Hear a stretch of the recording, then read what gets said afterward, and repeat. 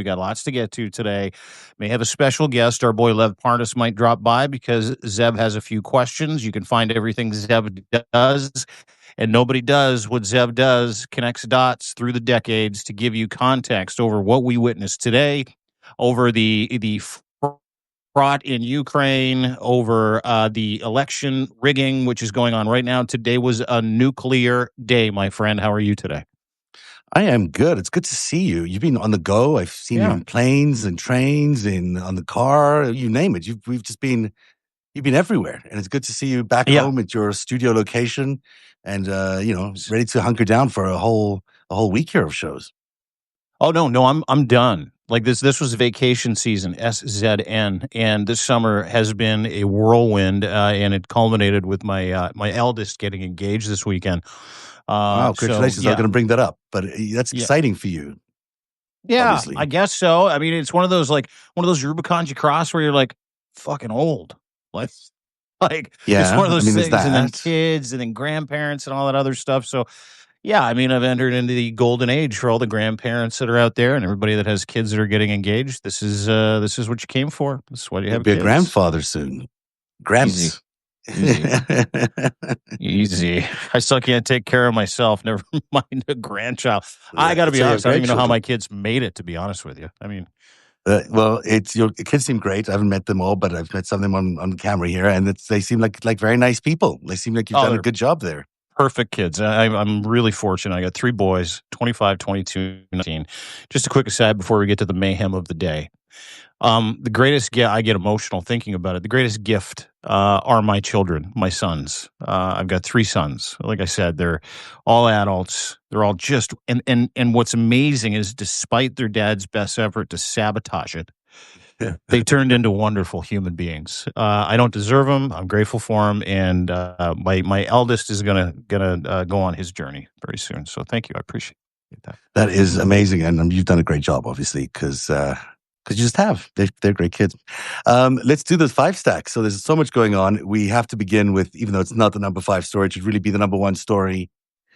Actually, you're going to talk about Air Canada, but we'll do that in a bit. The number 5 story that should be the number 1 story is really all about what's going on in the White House right now. So the European leaders are there, Zelensky's there, and what we're seeing is really nothing more than a capitulation by the White House. It seems like Donald Trump is basically forcing Ukraine into surrendering. I mean, there's no way to read it differently. The idea of a ceasefire, that sort of disappeared over the weekend after that disastrous Putin summit.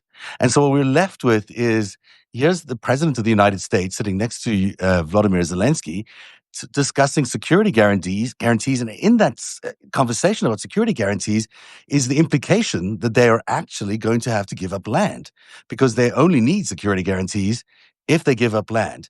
And the land that they're talking about is extraordinary. It's not even land that they've captured. It's just land they'd like to have. As you point out on deanblundell.substack.com today, there is a request for a lot of land by the Russians that, maybe the Ukrainians will capitulate and give in this land if they have the security guarantees.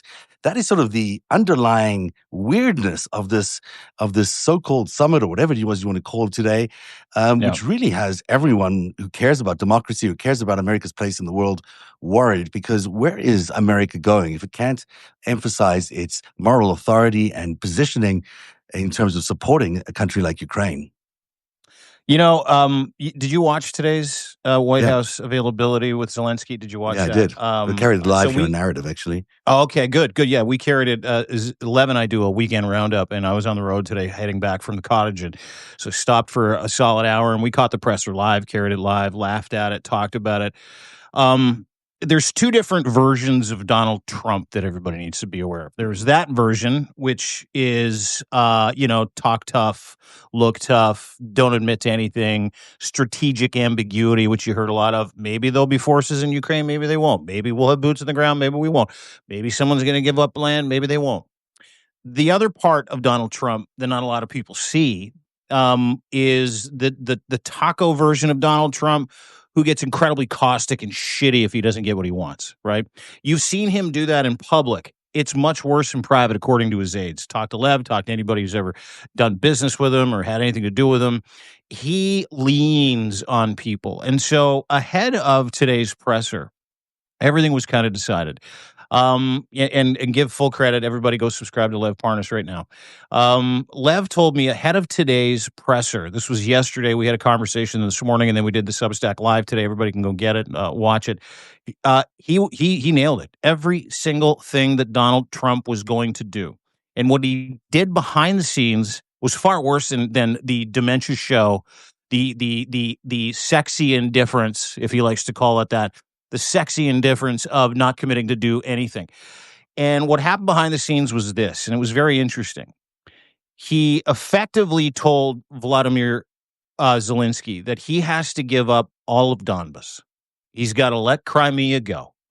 Blamed it on Obama, blamed it on Biden, kept calling it Biden's war in public, did the same thing in private. And then he tried to bribe Zelensky. And because this is what Donald Trump understands. This is the world he's from, right? He's a mobster. He's a gangster. He's just a shitty money laundering asshole who likes to tantalize people with a little bit of money, a little bit of fame. And so he basically said, hey, listen, if I'm to read the tea leaves properly, you're going to give up Crimea. You're going to give up Donbas. By the way, Russia only occupies 70% of Donbas. The other 30%, Donald Trump just wants him to gift to Vladimir Putin. You're going to give that up, all of it. We'll give you security guarantees. No full ambiguity as to what the guarantees are. And in exchange, Vladimir Putin is going to put arms down. He's going to draw the line. And dude, he's broken ceasefire 20 times since 2014. 20 times. So you know he's not going to do that. So fool's gold. He's going to stop on those lines.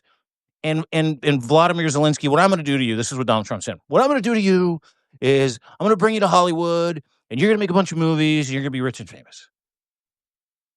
That was the deal. That was not in the press conference, behind closed doors, according to sources. He's going to make you can come here rich and just famous, isn't he? Well, yeah, not kind of, yeah. But he also said to him, he's like, just like Obama, you can have your own production company. You can do things for Netflix, and you're going to come here.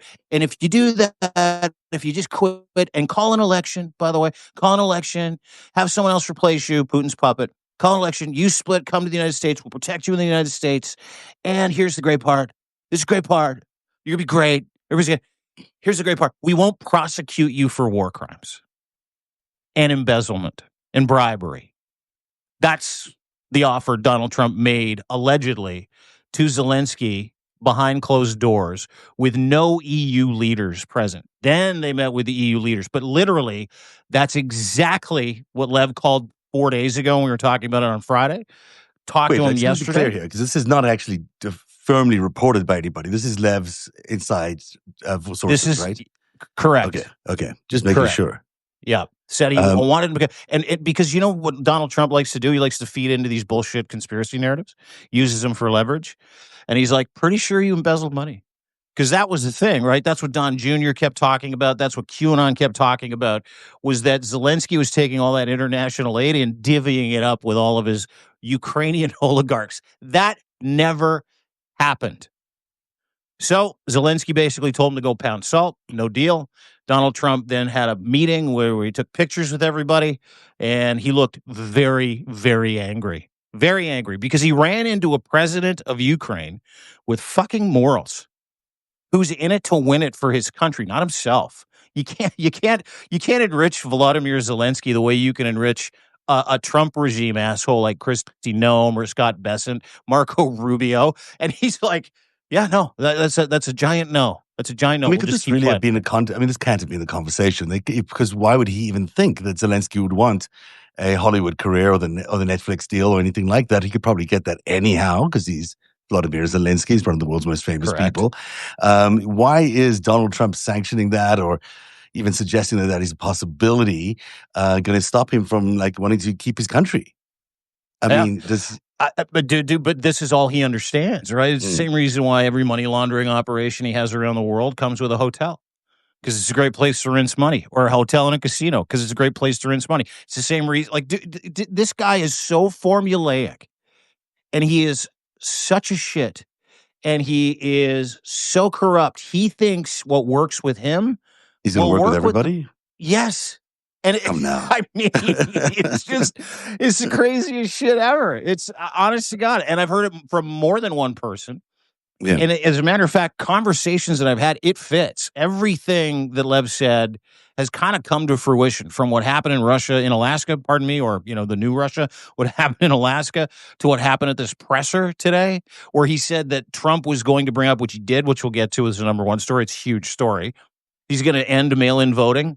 Night before, he's on with Hannity. He tells Hannity, listen, hey, listen, I was talking to Putin. Putin's the best, smartest guy in the world. So smart. And he said, I know you won the election. It was rigged. You were unfairly treated. You were victimized. And you know why you lost? Mail-in voting. So get rid of mail-in voting. So what is he doing today? Executive This is order to why I get wanted rid of Lev to mail-in come on, voting. because I have some questions about all of this. Because you know, I, I believe that that's exactly what Putin told Trump. I mean, that's clearly what he said. The question is, are you basically just living through a Putin narrative wish list, basically, which is putting out there, and how do we separate that from what is really going on, which is the real negotiations between the European leaders, Zelensky and Trump, because that still is another whole other level of stuff that's happening. Now, what I saw today was a real capitulation by Donald Trump. I mean, at the end of the day, this idea that they would jump over the ceasefire negotiations and jump directly into security guarantees is quite remarkable. I mean, when you think about the fact that there is not going to be a ceasefire, that they just want to have a deal on the table, and they're going to take Vladimir Putin's word that he's going to stick to this thing. When we know in the past, in the Budapest memorandum and in other events, he's not stuck to any of these agreements. He hasn't even stuck to any of the ceasefires he himself has called in the last few months. So there's security guarantees with a guy who isn't known for keeping his end of the security guarantees, that they're going to sit around and discuss as a possibility here. And Zelensky seems absolutely willing to have this conversation, which on its face is kind of ludicrous, because the Ukrainian constitution doesn't allow it. It's not up to Zelensky himself to decide whether there would be any land swaps for peace. That's got to come from the Ukrainian parliament. So there's got to be, the fact that they're actually having this sort of civil discourse is bizarre to me, because it's either the West is just giving up and saying, okay, we'll do the appeasement route because we have nothing else. We're out of anything else. We're just going to go appeasement, which is fine. Or they're playing Trump a little bit. Or they're waiting to say, okay, Trump, we'll give in everything you want. We'll give you all the security guarantees. We'll give him the land. Give him all that land. We'll support that. We'll be in there with our security guarantees. You'll be in there with yours. Go take that to Vladimir Putin. And let's see if he's going to sit down with you in a trilateral, because I don't think he's going to sit down with him in a trilateral, no matter what happens. Never. So this is really calling the bluff of Putin's and Trump's presser, or his summit in Alaska on Friday, which was designed to put everything on America and on Ukraine. It was designed to make the next move Zelensky and Trump's. So what are they doing? They're bluffing him. They're putting in a whole, let's go for it. Let's do it. Let's do everything you're saying you're going to do. We'll give you the security. We will give you the land. I'll give you the land. I don't think that Putin is going to sit down in a conversation with Vladimir Zelensky anytime soon. No matter what tripartite or trilateral agreement they think that Trump thinks he's going to be able to strike, and on the way to getting a Nobel Peace Prize. Yeah, which he said the other day he's not politicking for while politicking for it. That's what he talks about. This fucking guy. And then today he was politicking for again, talking about how he ended 6 world wars, including in the Republic of Congo. I don't know if you saw that. I think he mixed up the D with the G. Listen. I feel like I go through a war in my apartment of Condo, whatever, the country of Condo, every day. You're in the Republic of Zev.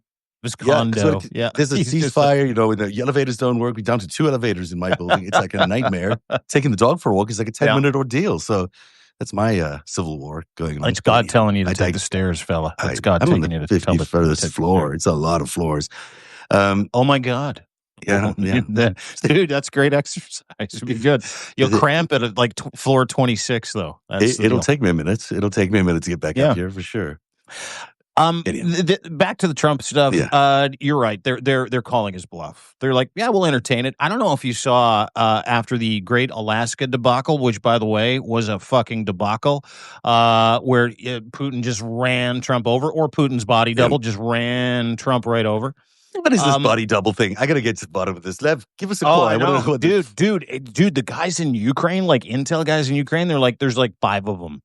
There's So 5 there's body 5 doubles. Putins, 5 Putins, Yeah, but we don't know which one's the real Putin, or there is a real Putin amongst them. there is a Or they've real all Putin, but shared apparently Putins. he's hiding like in a bunker, and he hasn't left since COVID because he's petrified. He's like super scared of ever getting sick. And so what happens is like they'll send the body double somewhere where the real Putin will go meet the body double at the airport, and then the real Putin will walk out. Apparently. And this body double was so out of character. Like, I don't know if you watched part of the Alaska thing. We'll get to Yeah, the we original took it together. question We and saw then the that live. conversation. But, yeah. And Putin was like yelling at the crowd and joking around and making faces. That ain't Yeah. him, dude. And That's that not much him? I know. Well, So the 2 Putins there, or only it one sure didn't Putin? look like him. Wasn't Or acting did, like him. or did they send one Know. Putin to Alaska and leave the other one back I don't home? know which Putin. Yeah, and then they get in the airport, get back to Moscow, and then the real Putin gets. I don't know, dude. Like it's so fucking weird. It's the craziest story. Like Alexander Bolbir from Voice of Ukraine, Ukrainian intelligence. I've seen Russian intelligence guys who defected. Going, there's like 5 of them. It's unbelievable. He's like, because it's what you don't understand is that Russia, like the United States of America, isn't run by a guy, right? It is, but it isn't. It's run by the interests that are behind the guy. So in Russia's case, it's KGB, FSB.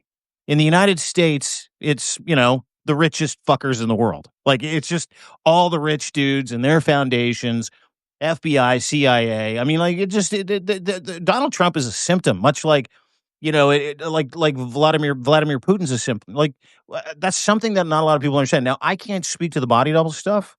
But I can tell you that, in the interests of the people who really run Russia, which are it's all FSB, KGB, that it makes a lot of fucking sense, right? Like it makes a ton of sense that there's more than one Putin. I mean, I'm And sure listen, they're doubles. if you But but, you but say if the you double look to at this pictures, historic thing? Like, this is a historic event. The I don't know, summit dude. is It finally might gets to be. I don't know. America. He's like, He's gonna send the Jesus wrong dude. arriving in the land that he's conquered, and what? Or Caesar arriving in the land that he's conquered, and he's not actually him. It's Caesar light. Lev was great. He's like that guy did such a shitty job being Putin. He probably fell out of a window when he got back. Like, Yeah, he did a bit. I mean, this guy obviously was very energetic. I couldn't believe the guy when he was like running down the yeah, staircase and like doing yeah, doing a dance at the bottom. talking back to the crowd. He's like, "What?"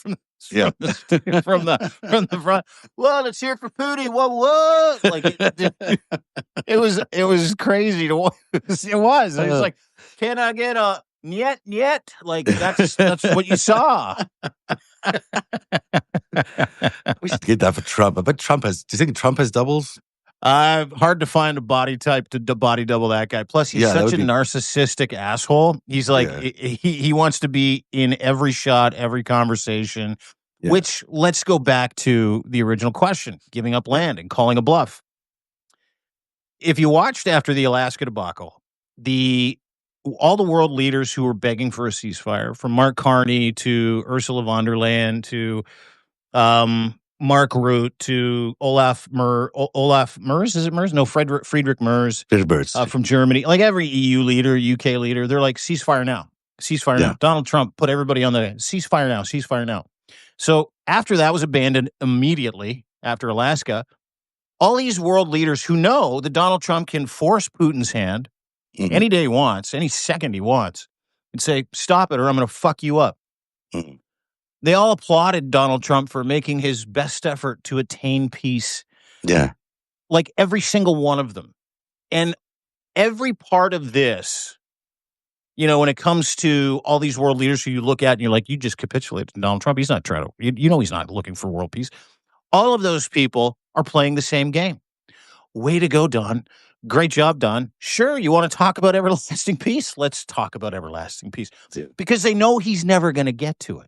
They know he's never going to commit to anything. They know ambiguity is a strategy when it comes to Donald Trump.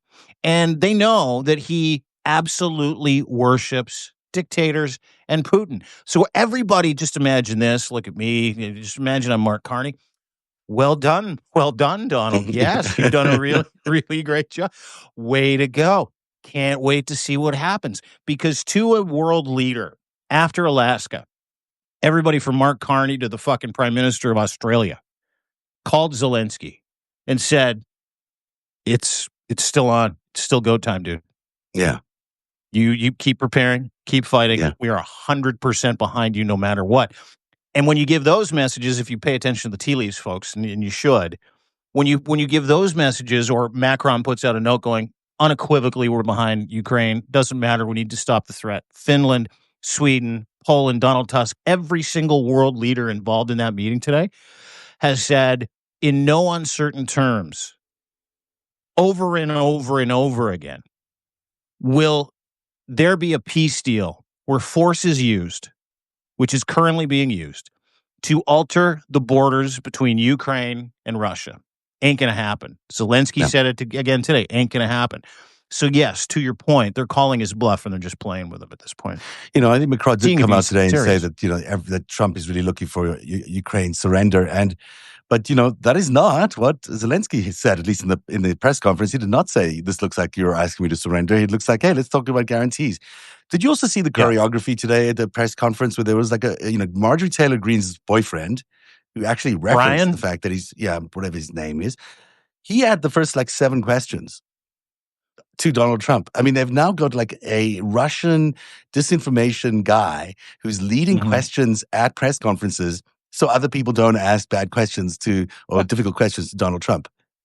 I mean, it's stunning. Dude, and did you see the part where he's like, nice to see you put on a suit for today, or you found a suit? Well, I mean, and Zelensky's like, yes, however, you're still wearing the same one from the last time I was here, you cheap fucking hillbilly. I just found that very good retorts. I love it. It was awesome. Yeah, and Zelensky looked sharp. Looked like he was ready, preparing for a funeral as well, which is he looked well. He might be. I mean, he's between a rock and a hard place. So I did notice that. I noticed Peter Doocy's loaded questions from Fox News and Marjorie Taylor Greene's boyfriend, who referenced her MGT. Yeah, Marjorie MTG. It's the MT down with me. You're down with MTG. Like, it's just fucking bizarre. All of that is choreographed. Like, everybody today did their job. Every single reporter. That is a loaded press pool. The only people allowed in there, I mean, token CNN and a couple of other outlets that he says he hates. But that is always driven. Those availabilities are always driven by Marjorie Taylor Greene's boyfriend. And here's the great part. He's not even a fucking journalist. Like, he's just some dude who's in politics. He's just a peddler. I don't know, like conspiracy theorist, basically. Like he's there to push agenda. That's exactly what he is. Yeah. Yep. It blew me away. One final note about today is that now, of course, Trump is going to have to give Vladimir Putin a call to say, hey, I think they're going to give in on these security guarantees, dude. Let's set up the trilateral. And Putin's going to say what to Trump? I mean, he's going to say, screw you, obviously. And so the American president, who's tried to be a world leader, tried to win the Nobel Peace Prize for so many times, ain't going to win it this time either. It seems to be that there'll be another scratch at best, if not a complete disaster. I mean, look back at his record. Well, and listen, Putin is deathly afraid of Zelensky. Like, you put a man with substance next to a man with none. Yeah. That's why Trump wilts every time you put him in a room with guys like Mark Carney. He's like, okay, Mark, you're the best. Yeah, okay. Yeah, you're so smart. You're so great. But no, that meeting will never happen. And I laughed every time Trump talked about a trilat. He's like, I'm gonna cool trilateral up. I'm gonna make it cool. We might have a trilat. We might not have a trilat, but we're looking forward to a trilat. I'm pretty sure he forgot it was trilateral. Like, I'm almost 100% sure. I think someone was like, it's trilateral. And he's like, trilateral. It could be. The other thing, there was 8 pages, this is story number 4, 8 pages of classified State Department documents about Trump's Putin summit were discovered in a public hotel printer in Anchorage Friday. 4-star hotel, by the way, not even a 5-star. Yeah, this is just hours after the meeting ended. The papers included exact meeting locations at Joint Base Elmendorf-Richardson, phone numbers of U.S. government employees, and even revealed Trump's ceremonial gift to Putin, an American bald eagle desk statue, which of course he would not put anywhere near his desk. The documents also detailed a canceled 3-course luncheon, which included filet mignon and creme brulee, complete with seating arrangements for cabinet members. Security breach? Maybe it's a little bit of a security breach, but not really. It's just like bad planning, I guess. Well, it's just guys. Like, again, I mean, like you hire, you hire monkeys, you get a circus, right? Like, True. it's just that's kind of the issue with Donald Trump is he's surrounded himself with absolute total monkeys. And Do you think anyone got that meal? Do you think the meal was actually made and they were like someone got to score the filet mignon for I lunch don't or think it something? was. I'm pretty sure it wasn't. Thank you. They I'm just pretty did. sure it There's wasn't. like a backup only. Yeah. Well, okay, let's move on to the next one then. Story number 3 is the Minnesota Vikings just Yeah. introduced Blaze Shake, I don't know, Blaze Shike, Chic. Yeah. and Louis Kahn as the NFL's newest male cheerleaders for 2025. And the culture war crowd is having a full meltdown. Critics are screaming about tradition, while supporters, including former NFL players, are pointing out that men have been part of these cheerleading squads for a long time, decades even. So what's the real issue here, Dean? It's all on your Dean Blundell Substack. Tell us about why there is such a big culture war developing about this guy. There isn't. There's a culture war that is being engineered about Louis and can't remember the other guy's name. Louis and Blaze, Yeah. two men, incredible dancers that are part of the Minnesota Vikings cheer squad. Now, to understand that this is an op, you have to, just think of 2 words: college football. Okay. If you're aware of college football, if you understand college football, if you ever watched college football, you've seen cheer teams. You haven't. I know you haven't. Yeah. Don't. Yeah. I mean, maybe out of the corner of my eye, there's Mac. been like a No, little bit of no. college football played. I mean, I saw, is that college football? And then I'd Yeah, be like, I college go back football. to doing what I was doing. So I've never actually seen a college football game, so I can't attest I to the have lots of gender them. of the And cheerleaders. well, at those college football games, like if you go to Yeah. Michigan, the big house in Ann Arbor, which I have been lucky enough to have been, you will see roughly 40 cheerleaders. Roughly a third of those are men Oh, really? for decades. Like, I mean, decades. Because the men have the ability to hold women up, throw them around in the air, twirl them, all that kind of stuff. It's like a marching band, right? Right. There are currently male NFL cheerleaders that cheer for other teams that do the same thing. Now, the issue is for a lot of rednecks, maggots, and other people is that these 2 men are gay. Ah. And they're very eclectic, right? They're very, Flamboyant. they They're like, move like women. okay. Flamboyant. Yeah. Yes. And when they dance, exactly. Yeah, it's a So, look these days. Yeah. the redneck crowd is very upset by this because they're getting fooled into thinking it's hot. Like they're like, Oh, wait a second. They're being Wait a aroused by the second. cheerleaders. They're being Oh, yes, they're being aroused by the male cheerleaders. And MAGA never misses a really good culture war opportunity. Like never, yeah. ever, right? And so when a video of Blaze Chic went viral of him dancing, Yeah. centered on him with the Minnesota cheerleaders, and NFL teams don't have a lot of male cheerleaders. Yeah. So it is different to see, right? Where you go, oh, okay, there's a dude. Like, it's like, whatever, it doesn't matter to me. It's just, Dallas Cowboys cheerleaders will never have men being Dallas Cowboys cheerleaders. You just won't. But again, that's deep Texas. So, this is such a stupid op and such a crazy conversation to have with anybody where the one piece of ammo that you can take into a conversation if you're talking with a gentleman or a female who's just closed-minded and is like, there ain't going to be no gay male cheerleaders on my team, ain't going to be none of that shit. Remind them that they hate it because they think it's hot. Remind I mean, them it's that a they really can't interesting stand it take. because they're probably fucking turned on by it. Yeah. I mean, that's interesting. I wonder whether America realizes that they're just being gaslit into, voting Republican based on this, because I don't think they always do. Trump even mentioned this today in his press conference with Zelensky, where he's talking about the problem with why Republicans will win the next election, why Democrats won't, is because of men on women's sports teams.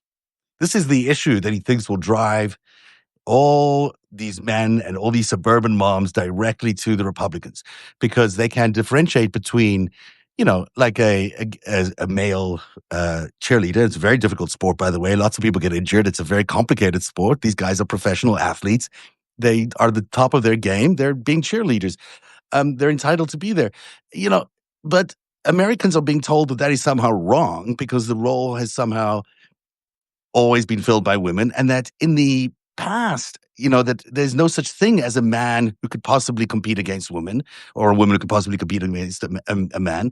And therefore, there is some sort of, they're giving up something of their masculinity, they're giving up something of their own, they're giving Yeah. away their own identity, they're giving away their own, I don't know what they're giving away, but it's completely Nothing. flawed. I mean, Nothing. Dude, but here's the they're being thing. There's told been it. male cheerleaders in college sports for Yeah, fucking yeah, I know. That's decades. why And it's a like, gaslighting. yeah, And yet the totally. Americans are going to be voting, maybe some, maybe not all, but a lot of Americans will actually choose to vote for the Republican Party because it's protecting their heterosexual kids from, the guys at school that might be grooming them or whatever. I don't know, whatever the fear might be when it's not real fear, and ignoring the fact that we've actually given up our democracy and handed it over to Vladimir Putin, who's a crazy dictator who's about to destroy the American economy and slaughter a bunch of Americans in concentration camps and a whole bunch of other terrible things.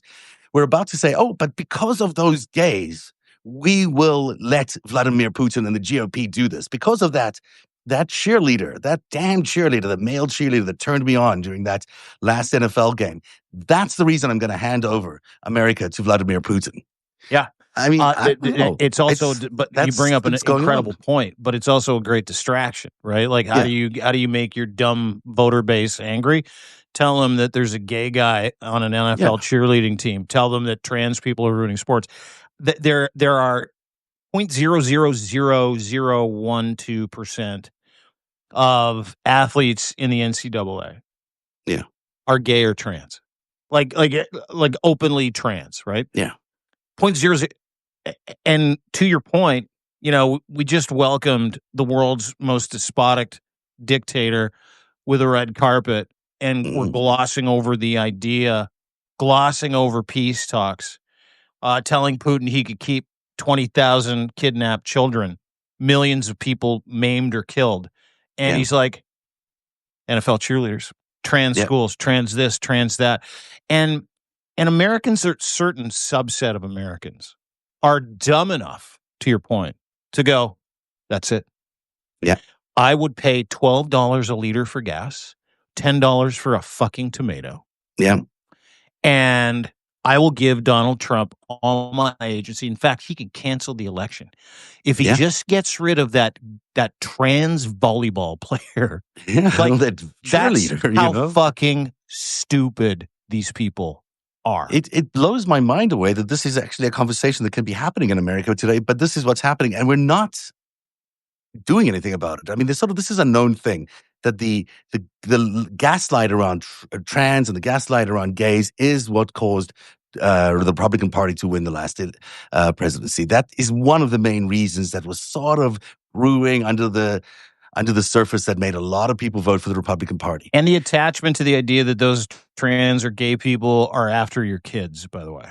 Yes, to indoctrinate which is your children. Just like the furthest possible thing you can imagine. Look, sex changes at recess at school, he said, were happening. Yeah. All this bullshit that they keep saying is happening. Listen, as a gay man, I have never watched a football game to its completion ever. And the last thing I've ever been interested in a football game for was maybe the halftime, show during the Super Bowl. That's a good thing to watch. But that's what I watch when it comes to football. I'm not interested in that world, and I don't think many gay men are interested in that world. Maybe some of them are, and there's certainly I have friends who like going to sports things, who play football, but they pay competitively. I don't. I just it blows my mind that America is actually buying this bullshit while sacrificing everything for it. It's like it's the ultimate gaslight, and it's driving me nuts. But well, as it should. Hopefully, the explanation about a bunch of rednecks and Trump fans. And by the way, there are a bunch of gay dating apps in the United States that have threatened to put out, including Grindr, most importantly Grindr, threatened to put out, if they try to come for gay marriage, threatened to put out all the names of all the married Republicans and Trump regime people that are on the app.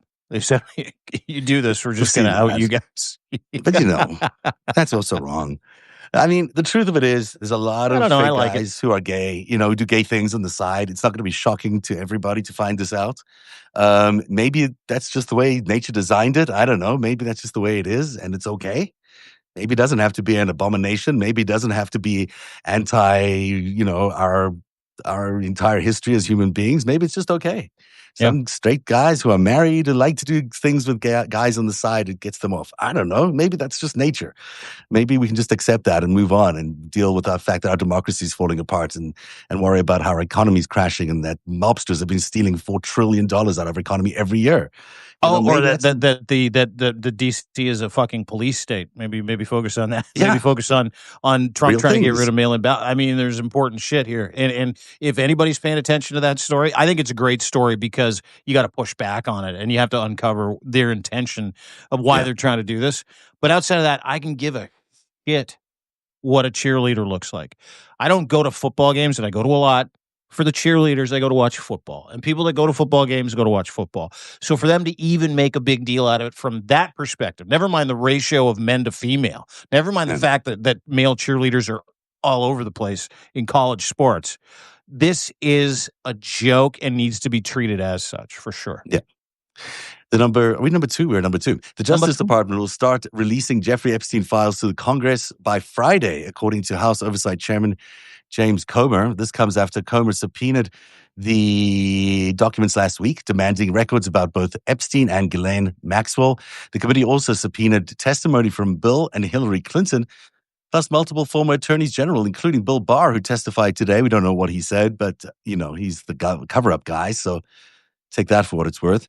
Here we are being set up for what is clearly a cover-up. Mm-hmm. I don't know what documents Congress is going to get on Friday.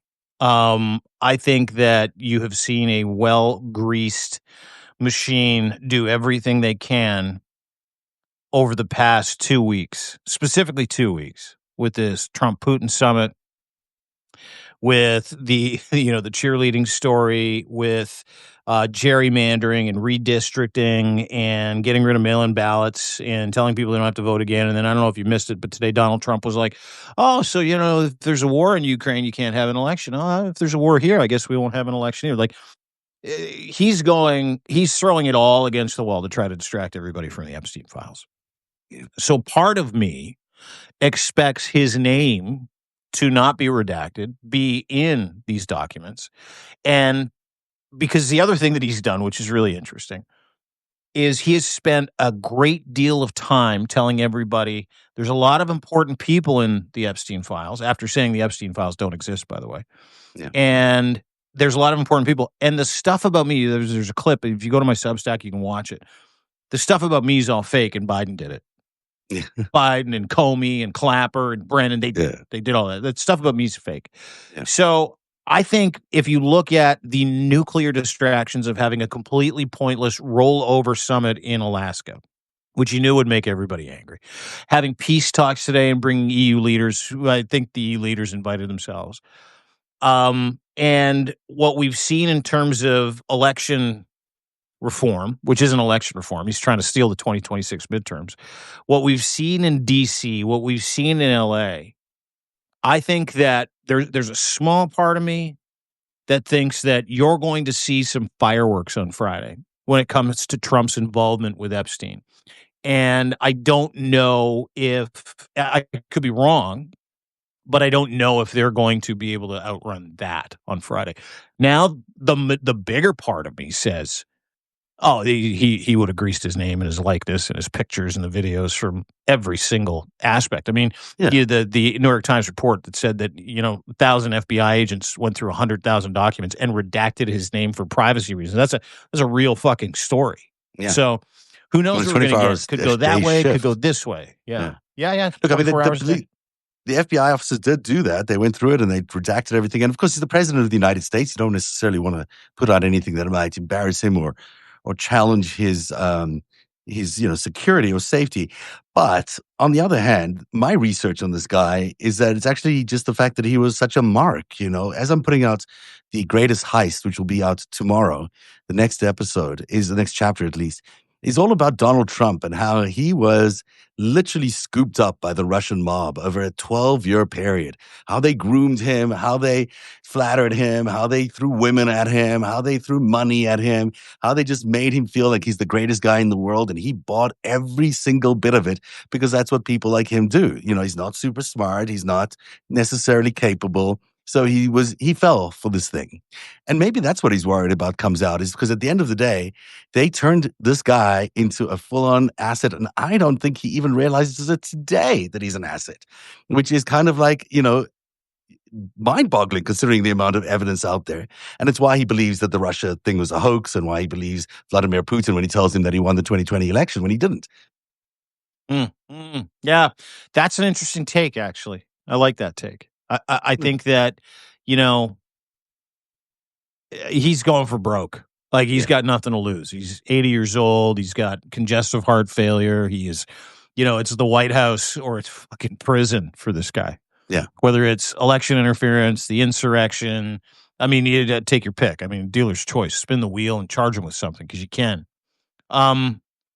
So the Russia angle I have, which is interesting because the take is, to your point, that he's Agent Krasnov, who's been under Russian influence, billions of dollars through Deutsche Bank, through Russia, get like bailing him out of several bankruptcies. Yeah. Knowing his involvement with Jeffrey Epstein, knowing Epstein's involvement with the Maxwell's involvement with the FSB, KGB, Mossad. There could be some stuff in there that sits outside the purview of the honeypot operation. There could be some stuff in there that because again, the ambiguity that he treats his denial with, like everything, is unbelievable, and everything's fake news. Everything's Yeah. fake. Everything's made up. Everything's a witch hunt. You get him on tax evasion, it's a witch hunt. It's all made up. I mean, dude, like all of his accountants went to fucking jail, and he's like, still a tax witch hunt. I'm going to go after Yeah. Letitia James. So, I mean, it's just he is all in because he has no other choice. I know, it's kind of scary. This guy's running the free world. This guy's currently running negotiations for ending the war with Russia over Ukraine. And I don't think he can even figure out whose side he's on because he's being fed so much disinformation over the years. The fact that he would even still consider that this is Joe Biden's war, that somehow Joe Biden is responsible for what's happening in Ukraine, is ludicrous. Yeah. It's just Yeah. ludicrous. Did you hear that today? He was like, Yeah, and went off on Biden. He's even dumber than I thought he was. This is his war. On Truth Social, he basically blamed Obama for allowing Russia to take Crimea. But in the next breath, he's like, but Russia needs to keep it. Like, he's a Russian asset. That's all he is. He's Agent Krasnov, dude. He is. And that story's coming out on narrative.org, narrativ.org tomorrow. It's worth your time to read. It's a good read. It's such a great series, by the way. Thank you. Incredible. I'm enjoying putting it together, although it's taking a lot of time to actually put all these pieces together. But every once in a while, almost every week, when I finally put all this information into one bucket and I step back and I'm like, oh my gosh, that's it. It was one of those moments this week when I was putting together this whole thing about who he really is answerable to and who the operator and who the mobster is that actually started putting the screws to Donald Trump in 1977. I mean, that's how long this has been going on for, and they've been smart and dogged, and they've done a huge multi-decade operation on America that's led us to this very, very difficult position. Speaking of which, here's the number one story. Trump announced today that he's signing an executive order to eliminate mail-in voting nationwide, claiming during the Ukraine press conference that you can never have a real democracy with mail-in ballots. Here's the problem. The Constitution doesn't allow him the opportunity to do that kind of thing, to determine how elections are run. And even though Trump posted that states are merely agents of federal government and must do what the president tells them, a statement is very unconstitutional ultimately, and therefore he can't do this. But that was breathtaking today when he said that, did I hear him correctly to say he was going to paper ballots? This is what he wanted to do? Yeah, because there's no way you can stuff a bunch of those in a box, right? No way. Yeah. So Deep today's American, no. Oh fuck! I mean, have you ever see those videos that come from Russia of a bunch of dudes that run in and they take a handful of ballots and they just shove them in the ballot box? You ever see those videos? No, I haven't seen that, no. Oh yeah, dude, it legendary videos. And then like a woman goes to put her vote in, and the guy pulls the vote out and shoves his hand in there and sticks a bunch of other paper ballots in there. Russia only does paper ballots. I don't know if you know. I thought they had electronic voting machines, no? Yeah. Well, those are rigged too. Yeah, some, but generally speaking, yeah. Listen, Democrats, progressives, people that don't identify with authoritarianism largely vote via mail. Do you know why they do it? I do. Because they're smart. They're like, why would I go down to a voting booth and do this. It's Yeah. like 5 miles from my house. Why would I fucking stand in line? I would vote like a month early.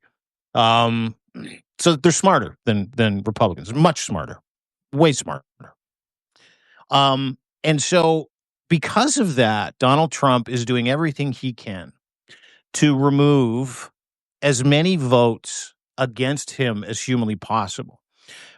There are two pieces to this executive order. One is no more mail-in ballots, which will fail at the district court level. It will fail because each state has different rules for voting. It's been like that for centuries. It's been like that for hundreds of years.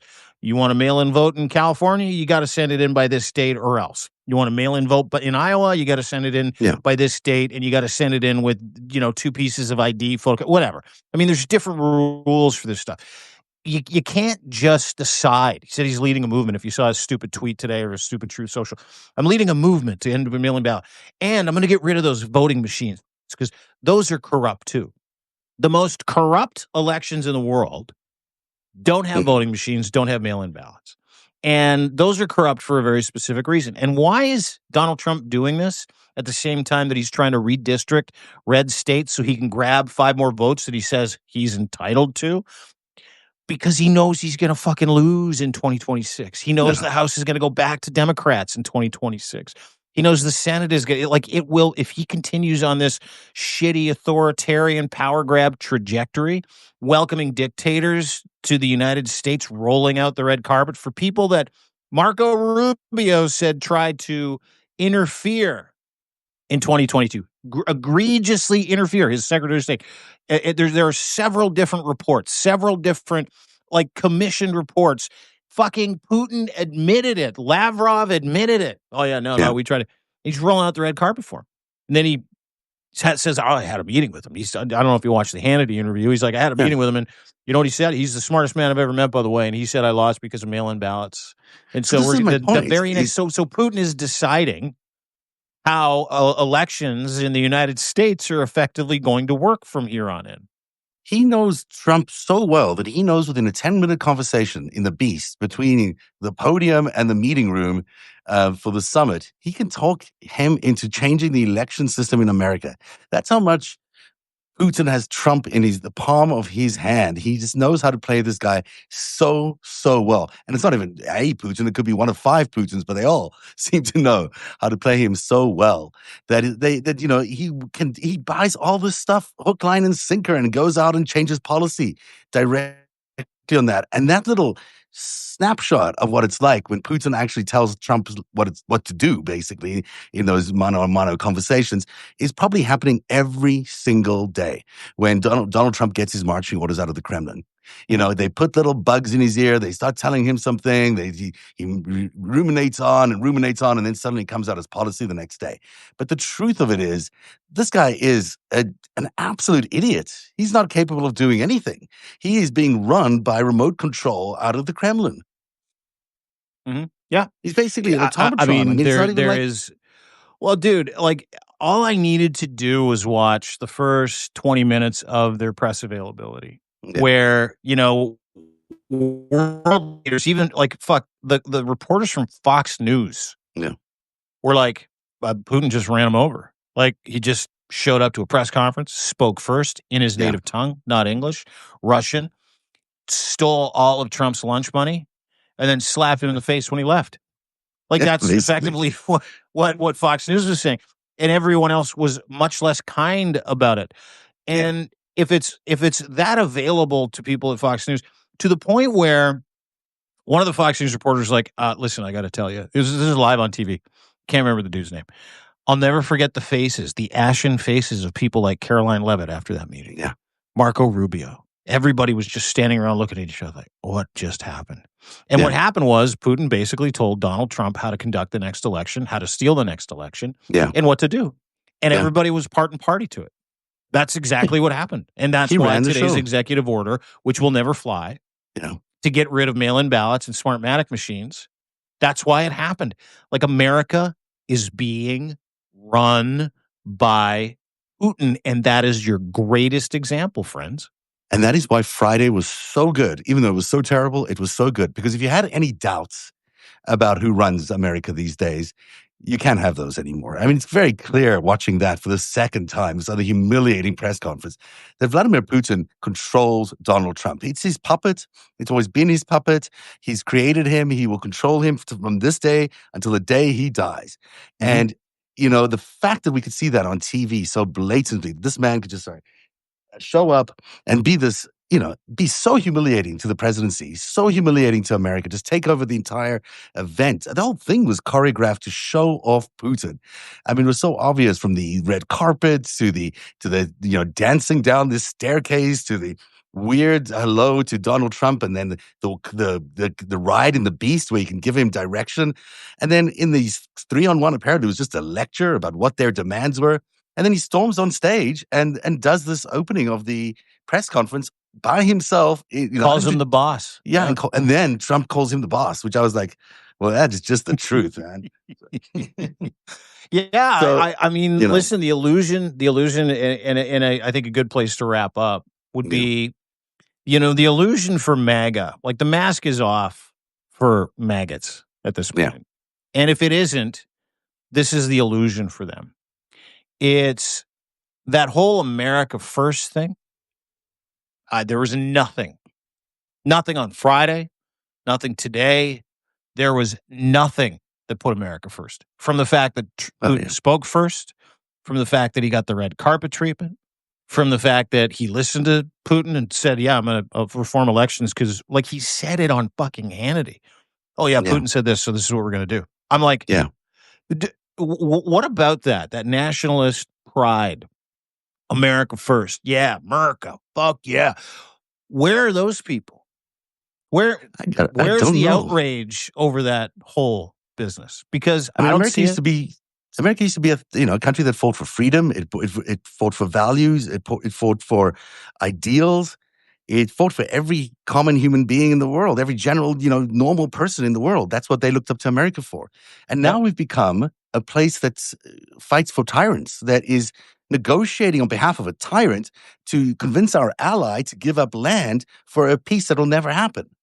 I mean, this is the ludicrousness of the situation we're in right now. And hopefully America can wake up now and see what a joke it is. Because as much as you might, Trump is sort of like just an idiot, right? Like, it just comes down to that. But you've got to hate Vladimir Putin. I mean, you can't be a red-blooded American and think Vladimir Putin's a good guy. Mm-hmm. And this is who we're really fighting, is Vladimir Putin. It's time for the gloves to come off, and for Democrats and for everybody else to realize that Putin's in charge, and we have to get rid of him before it gets too late, before it's too late. And you know what? The next election is it, basically. There's probably that's the last opportunity. The writing is on the wall for Donald Trump. Hopefully everyone get it together and vote Putin out of power, because that's what really needs to happen. Absolutely agree. Everybody that's listening, watching this right now, we've got several hundred people that are joining us at the moment. Watch Gavin Newsom. Mm-hmm. Watch him. That's the war. Like that. That's how you fight a war against Donald Trump. Read his tweets, his memes, his pictures. He reproduces pictures. You know the picture of like Jesus standing over Donald Trump? Gavin Newsom's got one of like Tucker Carlson, Kid Rock, and Hulk Hogan standing around Gavin Newsom. He put that out. And he's like typing in all caps. He's mocking him. It's so good. Point. It's so good the way he does it. It's fucking incredible. To the point where Donald Trump has stopped truthing or tweeting in all caps because he's embarrassed by it. Donald Trump takes himself very seriously. And everybody out there to fight back. You can't fight back by going, we're better than this. Like it, the Gavin Newsom stuff speaks to me because that's for me. I love that shit. I love a good fight, right? That's he's fighting. Yeah. That is the only way America is going to get Vladimir Putin out of office. Yeah. Is to fight. Be a Newsom. Any way you can, anywhere you can. Do something positive after you're a Newsom. Explain things to people. Research things. Correct the record as often as humanly possible. And mock them mercilessly. Yeah. Because that is the one thing that'll make this chimp come unglued. Is if you mock him. We're watching it right now. He went after Gavin Newsom in the press conference a little bit today, and I'm like, dude, he won't even say his name now. He's so pissed off at him. Like he was terrified of him, probably. Like, usually he was calling Gavin him. Well, he's the only guy that scares him, right? In terms of a challenge. And Gavin Newsom is elevating himself, and other state governors are elevating themselves by like Kathy Hochul from New York and a few other governors. They're like J.B. Pritzker, governor of Illinois, is like, where are the Epstein files? He put that on Twitter the other day. And they're mocking him. And I'm telling you right now, you get 300 million people moving in that direction, Putin's out of office in no time.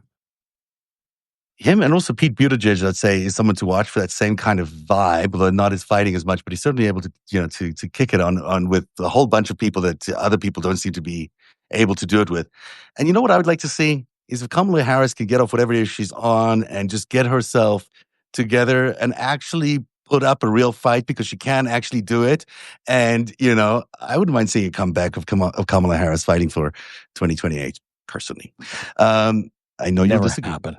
It'll never happen. But America's she can. too fucked. She's got the thing. I know, but she's, it's one thing to elect a black president, right? Yeah, I know. It's another thing for America to elect a black female president. It's just, they're too backwards in redneck. I hope so, dude. I would love to see Maybe the cheerleader. Maybe the cheerleader could be the president. When Obama won, I remember looking at a guy next to me. I was watching it at a bar. This is years ago. And he won, and I'm like, that looks fucking so great on America right now. Yeah. Like, that looks so great on America. Yeah. And it wasn't like a nice comment. I'm like, good, fuck the rednecks. Like, thank God. Yeah. Right? Yeah. I love that day. I covered that day. I remember it for the rest of my life. That is the FiveStack today. We'll be back tomorrow at 3 o'clock. And whenever. You're hopefully 3 o'clock tomorrow. 3 o'clock tomorrow. I'm good now until December. Yeah. Amazing. DeanBlundell.substack.com. A lot of the stories that came on today's show were from that Substack. So read it, subscribe to it. It's worth your every penny if you're going to pay for it. Also worth your every penny if you're not paying for it, because it's also free. And you can check out my stuff at narrative.org, NARATIV.org. Greatest Heist Part 7 comes out tomorrow, I hope, if I finish it. And we'll see you tomorrow on the FiveStack. Have a great day. Guys.